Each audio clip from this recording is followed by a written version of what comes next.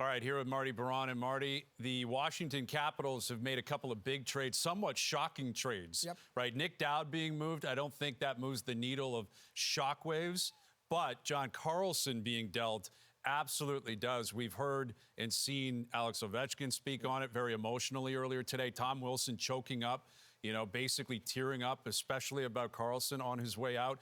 Can you reason with those kind of emotions from players like that down in Washington? You know what? You have some friends, you have some guys that you play with, but then when you play with somebody for 17 years, you get to know them personally. You're part of their family. You know these people as young kids, and then maybe, you meet their girlfriends, and then they get married, and you have that, kind of personal event to share with, and then the kids. And I think that's what Tom Wilson was talking about. And it's interesting because I didn't play 17 years, but even when you consider some of the guys that I played for 3, 4, 5 years, by that point, you're like always contacting one another. You're always calling one another. Your family, your parents know each other. It becomes very, very personal.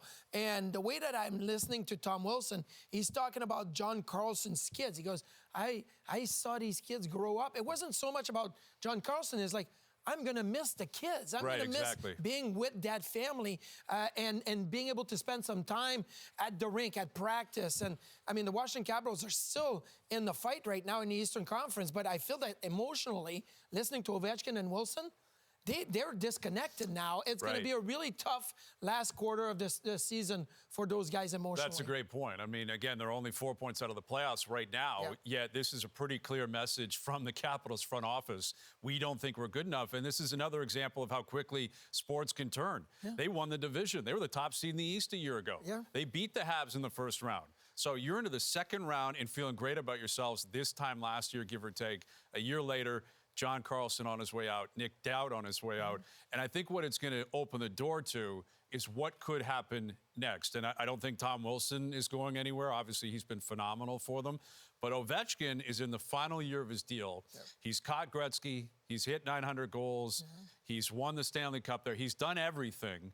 Do you think the door is open, even the smallest amount, on the idea that Ovechkin could keep playing, but maybe it's not in Washington? Well, I think the door is open now. And obviously, the way Ovechkin said, look, I don't know what's going to happen in the future. My brother played with Ovechkin his first year in Washington. He got to see him, like, coming in as a young kid. And even for Ovechkin, to have grown with the Washington Capitals and grown with the organization and these players, now seeing that the team is not the same way it was 2, 3, 4 years ago, I think there has to be something for Ovechkin to start thinking about his future. Is it in Washington?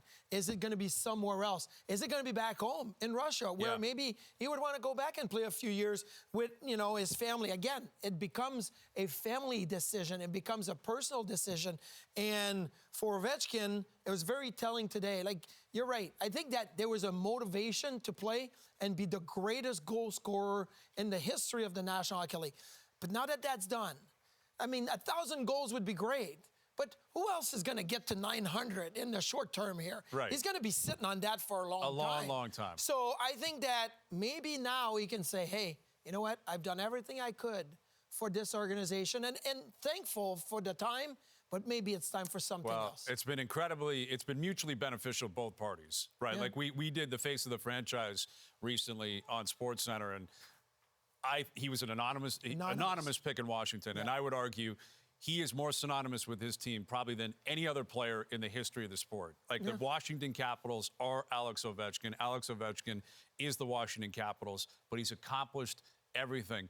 And that connection with John Carlson's not going to come to an end. Carlson may send him a text in a week saying, you wouldn't believe what it's like out here in Anaheim. What if we go somewhere for 1 year next year? Exactly. One last dance. Let's find, maybe it's Anaheim, maybe it's somewhere else. Let's go and have fun somewhere for 1 year. Let's do it. I mean, those text message, I mean, okay, there's, cap circumvention and, CBA circumvention, collusion. It happens. Players talk. I think if you're John Carlson and Alex Ovechkin, Tom Wilson, whoever, right? Maybe you say, hey, let's all go somewhere together. Absolutely, man. Like, Trade Center is one thing. Free agent frenzy with Alex Ovechkin on the board. That would be explosive. Yes. So the Caps are making moves. They're still technically in the race, only 4 points out. But you do have to wonder, with these trades, do they have what it takes in that room mentally to keep pushing over the line?